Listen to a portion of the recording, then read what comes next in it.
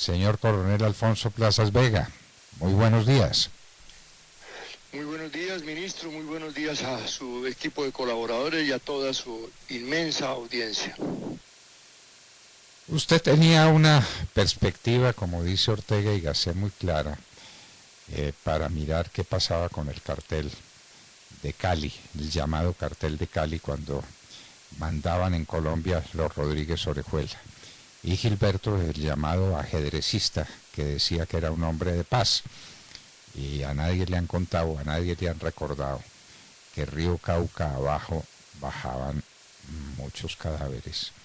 Cuéntenos usted, Coronel Alfonso Plazas Vega, ¿qué es lo que usted recuerda con esa visión privilegiada que tenía como miembro del glorioso Ejército de Colombia? Ministro, lo que a mí me aterra es la mala memoria de los colombianos. Y algo muy grave, que las cosas que van pasando en Colombia, la lucha que se libra por parte de la gente de bien, por parte de las autoridades de bien, contra los enemigos de la patria, no la conocen las nuevas generaciones. Ellos llegan a encontrar las cosas como están y no se imaginan lo que eso significó, lo que significaron los decenios del 70 y del 80, en donde los carteles de la droga, el cartel de Medellín y el cartel de Cali fundamentalmente, no permitían vivir a los colombianos. Al lado de esos dos carteles venía creciendo un pequeño cartel que hoy es el dueño de todo, que era el cartel de las FARC. Esos carteles fueron tan poderosos que lograron poner presidentes de la República. Esos carteles, como usted lo dice, no solamente llenaron de cadáveres el río Cauca, sino el río Magdalena y muchos ríos de Colombia. Fue impresionante lo que sucedió. Gilberto Rodríguez Orejuela fue un hombre muy malo, un hombre privilegiadamente inteligente, lo mismo que su hermano Miguel, un hombre que salió de un hogar bastante deficiente. Las historias que uno lee sobre la formación de estos señores que nacieron en Mariquita y después se trasladaron a Cali, de un padre que trataba en la peor forma a su esposa, de una falta de preocupación por la educación y una falta de preocupación por la crianza, y cómo este hombre empieza a trabajar como mensajero de una droguería, luego se convierte en el administrador de la droguería sin ninguna preparación especial. Él se preparaba él mismo, fue un autodidacta en esa materia de la comercialización de las medicinas, y después es el dueño de la droguería. Con su hermano y con un señor Tamayo montan el primer grupo delincuencial que se llamó Los Chemas. Secuestran a unos suizos, a un diplomático suizo y a un estudiante suizo, y cobran por su rescate 12 millones de dólares. Empiezan a comerciar, ya les interesa no solamente las anfetaminas y las medicinas que pudieran ocasionar dopaje, sino que empiezan a descubrir las ventajas de la cocaína y empiezan a importar cocaína del Perú, y después montan los laboratorios y las cocinas para armarlas en Colombia. Pero simultáneamente con lo que estaban haciendo ellos, en Medellín también estaba creciendo Pablo Escobar con su grupo de amigos, que fue lo que la DEA llamó a los de Cali el cartel de Cali y a los de Medellín el cartel de Medellín. Es decir, como quien dice, un listado especial de Cali y un listado especial de Medellín. El cartel de Cali fue creado fundamentalmente por 4 criminales: Gilberto y Miguel Rodríguez Orejuela, Elmer Francisco, Pacho Herrera y José Santa Cruz Londoño. Hasta ahí llegó Cali. Cali era una maravilla. Cali era la joya de la corona en Colombia, y a mí no se me olvida la belleza de Cali cuando los Juegos Panamericanos del año 1971. Todo eso pasó a la historia cuando la droga llegó a Cali. Cali se convirtió en el bastión del crimen, del delito, de los asesinatos. Ese fue Gilberto Rodríguez Orejuela. Para recordar lo que ya en forma personal tengo en mi memoria, a mí no se me olvida un momento en que a las 9 de la noche del mes de septiembre del año 2002. Perdón, quiero decir una cosa antes de esto. Los Rodríguez Orejuela estaban finalmente presos desde el año 95, que los capturó el general José Serrano. Desde el año 95 estaban presos en diferentes cárceles, pero finalmente llegaron a la cárcel de Palmira. Y la cárcel de Palmira se convirtió en un hotel de 5 estrellas para los Rodríguez Orejuela. Comían a la carta de los restaurantes de Palmira. Los mensajeros las personas que llevaban las comidas a la cárcel, en donde eran tratados como los dueños del lugar, donde con mucho respeto el director de la cárcel los trataba, los que les llevaban las comidas se peleaban por llevarlas, porque las propinas obviamente eran muy buenas. Eran unos reyes, no solamente llevaban comida, lo que ellos quisieran, amigos y amigas, para charlar, para comercial o para cualquier otra cosa. En esas condiciones llega el gobierno del presidente Uribe y lo nombra a usted ministro como en 2 carteras, la del Interior y la de Justicia. Y como parte de la cartera de Justicia, una de las primeras cosas que usted hace es que en el mes de septiembre decide acabarles ese abuso de la cárcel de Palmira y trasladar a estos señores en septiembre, repito, a la cárcel de Cómbita. En la cárcel de Cómbita llegaron a dar órdenes y no pudieron dar órdenes. Recuerda que el hombre empezó a darle instrucciones al peluquero de cómo debía peluquearlo en la cárcel de Cómbita. Y el peluquero no habló, sencillamente lo rapó. Lo peluqueó igual al resto de presos de Cómbita. El director de la cárcel, nombrado por usted, era un compañero mío, un general destacadísimo en Colombia, el general Ricardo Cifuentes. Se manejaron muy bien las cárceles, como nunca antes ni después, ministro. Usted era el ministro y él era su subalterno y el director de prisiones del IPEC en ese momento.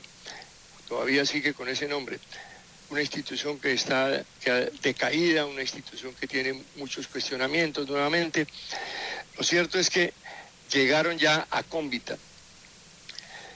Pero un día me llama usted, eso fue ya en noviembre, por teléfono a eso de las 9 de la noche, y dice: coronel, ¿usted está viendo lo que estoy viendo?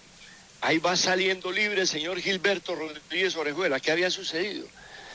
Que un abogado, cuando se fueron para Cómbita, pues obviamente se movió todo el cartel de Cali, todo el dinero del mundo, y un abogado presentó un habeas corpus en favor de los 2 hermanos Rodríguez Orejuela. El Ministerio de Justicia, bajo su dirección, pudo impedir la salida de Miguel Rodríguez Orejuela y pudo impedir que se le otorgara el habeas corpus, porque había procesos contra Miguel que no los habían podido eliminar ellos, pero no había un solo proceso en todo Colombia vivo contra Gilberto Rodríguez Orejuela.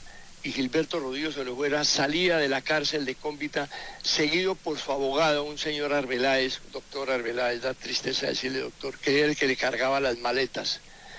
Y en la autopista entre Bogotá y Tunja lo esperaban 5 vehículos, 5 camionetas Toyota blindadas.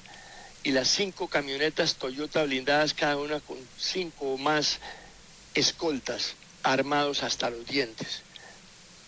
El gobierno exigió alguna actuación al comandante de la brigada. El comandante de la brigada mandó una compañía a mirar qué estaba pasando. No pudieron hacer absolutamente nada. Las camionetas Toyota tenían autorización oficial para tener el blindaje. Las armas todas tenían salvoconducto y la firma casi todas del jefe de Estado Mayor de la 3ª Brigada de Cali. Todo estaba legalizado. El señor se subió tranquilamente al carro y esa vergonzosa caravana de 5 vehículos salieron hacia Bogotá impunemente.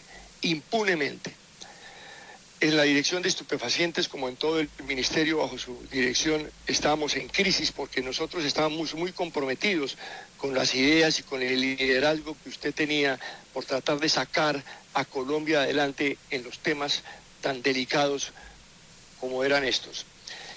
Y recuerdo que al día siguiente hubo una reunión, de allí tuve que salir yo porque usted me mandó a Cali, perdóneme, usted me mandó a a Tunja, y en Tunja llegué a hablar con el juez y me dijo con la mayor tranquilidad, dijo, no, se autorizó el habeas corpus, uno pasó, el otro no.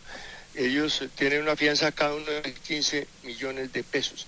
Resulta que en la Dirección Nacional de Estupefacientes estaba requiriendo del 20.000 millones de pesos que le debía el señor Miguel Rodríguez Orejuela a la Dirección de Estupefacientes, a la Nación Colombiana, y 70.000 millones de pesos le debía a Gilberto. Por 15 millones el juez le dio la fianza y le dio la libertad a Gilberto. Los 15 millones fueron pagados en la Caja Agraria, en el Banco Agrario ya era, en Tunja. Pero quien hizo la consignación no fue un amigo del cartel de Cali, fue un funcionario del juzgado el que hizo la consignación de la fianza, 15 millones, cuando debían 20.000 millones el uno y 70.000 millones el otro. Esa fianza la intervinimos y la metimos como parte del dinero que debía este señor. Pero ahí vemos nosotros las cosas que pasan. Lo cierto es que el señor Gilberto Rodríguez Orejuela salió al día, inmediatamente usted hizo una reunión en el Ministerio de Justicia y pidió que buscáramos por todas partes, por todo el país, que averiguáramos dónde había procesos contra Rodríguez Orejuela, contra Gilberto. Miguel ya había quedado confirmada su detención. Usted me mandó a mí a Cali, porque pues allá si yo llevaba una lista como de 20 procesos, y me fui allá a hablar con todos los jueces en Cali. Llegué al edificio Rosado, a la Casa Rosada que llamaban allá, yo no sé si será el mismo lugar donde funcionaban los juzgados, y empecé a buscar y a hablar con juez por juez y a buscar los procesos. No había procesos. ¿Qué sucedía? Para que miremos lo que sucedía, lo que pasaba, y creo que está pasando. Los narcotraficantes compraban los procesos y el proceso salía completico a manos de ellos, no quedaban copias, entonces no había procesos contra ellos. Por eso pagaban millonadas. ¿Quién recibía las millonadas? Me temo que los jueces. Me temo que había un grupo de personas alrededor. Voy a anotar aquí un punto marginal. Con el tema del señor Gustavo Petro. Gustavo Petro fue sancionado por la justicia penal militar de conformidad con la ley existente en ese momento y con la constitución existente, que era la constitución del 86, y estábamos bajo estado de sitio cuando el tema de Petro y el general Arias Cabrales sancionó a Gustavo Petro con 18 meses de cárcel por porte ilegal de armas. Cuando Petro fue candidato a la alcaldía, fuimos a buscar el proceso en las instalaciones de la Brigada de la Justicia Penal Militar, y el proceso había desaparecido. Es decir, el mismo procedimiento que utilizaban los carteles de la droga. El proceso desapareció del señor Petro. Pero en el caso del señor Petro, como en varios de los casos de los narcotraficantes, lo que sí quedó fue el registro, en un libro de registro de los procesos, en donde se va anotando cómo entra el proceso, a quiénes cobija el proceso, cuál es el delito, tiene la fecha, y eso quedó. Todo eso se entregó en el caso de Petro, cuando el tema de la alcaldía, nadie le paró bolas a eso. Una magistrada de apellido Cobo le dio la libertad y consideró que eso no era válido porque pues eso había sido una sanción de carácter militar. No era una sanción de carácter militar. El general Arias Cabrales estaba habilitado como el juez legal y constitucional por parte de la vigente constitución del año 86 de entonces, y bajo el amparo del artículo 120 que decretaba el estado de sitio. Pues bien, en esa materia no encontrábamos procesos, y a mí me llegó un papelito, vuelvo a Cali, y al tema de Rodríguez Orejuela, donde un magistrado me decía: lo espero, coronel, en tal sitio. Era como una cafetería a unas par de cuadras de ahí. Obviamente tomamos todas las medidas del caso y finalmente el señor, la reunión no se hizo en la cafetería. Éramos muy cuidadosos en ese entonces bajo su dirección en cada paso que dábamos. Finalmente logramos hablar con el magistrado y el magistrado me contó esto que estoy contando. Me dijo: los procesos los compran y se los llevan, pero hay un proceso del señor Gilberto Rodríguez Orejuela de 150 kilos de cocaína enviados por Costa Rica a los Estados Unidos, y el proceso tiene todas las pruebas y el proceso no se lo han llevado. Entonces yo estoy dispuesto a que el proceso se vaya, pero yo necesito las medidas de seguridad correspondientes. Yo lo llamé a usted, ministro, y usted me dijo, ¿qué necesita, coronel? Le dije, un avión. Ese mismo día llegó el director de antinarcóticos de la policía, el general Gómez, había reemplazado al general Vera, con el avión, y allí se fue el magistrado con el proceso. Y el magistrado fue y entregó el proceso en la fiscalía al director nacional de fiscalías, y el magistrado se entrevistó con usted y el señor Gilberto Rodríguez. Bueno, se nombró un nuevo, ahí hay otro capítulo que no viene al caso, porque el proceso también se perdió en la Dirección Nacional de Fiscalías, pero finalmente lo encontramos, ya lo habían embolatado, era el primer paso, y se recuperó el proceso, y el doctor Camilo Osorio, que era el fiscal, nombró otra persona para que se encargara de él, de ese proceso, y recuerdo que usted dio instrucciones claras que no podía llegar ningún conocimiento del momento en que se capturara a Rodríguez Orejuela a los medios de comunicación hasta que el hombre no estuviera preso. Y tenía el ojo no solamente de la policía en Cali, sino de la brigada. En esas condiciones, un día usted me llamó y me dijo, ya está la orden de captura de Gilberto Rodríguez, tan pronto esté capturado podemos empezar a movernos en los medios de comunicación, y así fue. Se capturó a Rodríguez Orejuela en el mes de marzo del año 93. Ahí prácticamente empezó a acabarse el cartel de Cali, y como decían los Estados Unidos, en el año de 1994, cuando salió extraditado por este mismo proceso que usted logró conseguir, que se reabriera. 2003 y 2004. 2004, salió en diciembre del 2004, fue extraditado este señor a los Estados Unidos, y en esa misma oportunidad fue el decomiso de drogas, la rebaja, y la embajada de los Estados Unidos decía, se acabó el cartel de Cali. Esta fue una obra del gobierno del presidente Uribe. Yo escribí un artículo en el Parche del Capuchino que se llama El poderoso cartel de la droga destruido en el gobierno de Álvaro Uribe Vélez. Y de allí ya no salieron los señores Rodríguez Orejuela. Pasaron de las cárceles de Miami a las de Nueva York, y el señor Rodríguez Orejuela murió en una cárcel de Carolina del Norte. Qué tristeza, después de haber hecho tanto daño, después de haber causado tanto dolor a Colombia. El hombre terminó como tenían que terminar los criminales, en una cárcel de los Estados Unidos. Una vergüenza para su familia, una vergüenza para sus hijos, una vergüenza y un problema para sus amigos, porque los amigos de la gente mala no se atreven a decir yo soy amigo de él o fui amigo de él, ni siquiera lo conocí, porque la gente queda registrada en el libro negro de la memoria de la gente que conoció todas las barbaridades que cometieron a lo largo de su vida criminal. Qué mal ejemplo para Colombia. Qué bueno que los medios de comunicación le contaran esto al país, para que la juventud sepa cómo tuvimos que luchar contra el mal, y cómo finalmente el mal terminó como acaba de terminar Gilberto Rodríguez Orejuela, para que sirva de ejemplo y que en el futuro la gente se porte bien, obre bien. Hay que creer en Dios y hay que creer en la ley mosaica y en la ley de Dios. Señor Coronel Alfonso Plazas Vega, qué maravilla de entrevista la que hemos tenido, y la gente tiene que saber lo que pasó, y los que lo vivieron tienen que recordarlo.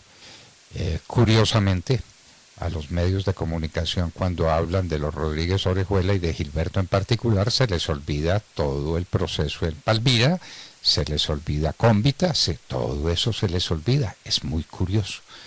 Yo oigo esos noticieros y los veo y digo, Dios mío, ¿quién los está informando?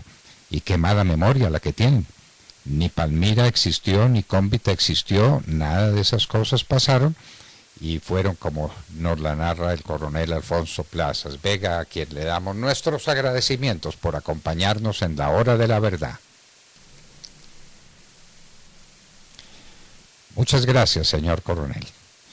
Bueno, queridos amigos, ese fue Gilberto Rodríguez Orejuela. Hablaremos un poco más en la nota editorial, porque fue una parte fundamental de la tragedia colombiana, Gilberto Rodríguez Orejuela y su hermano Miguel. Ya volveremos muy pronto.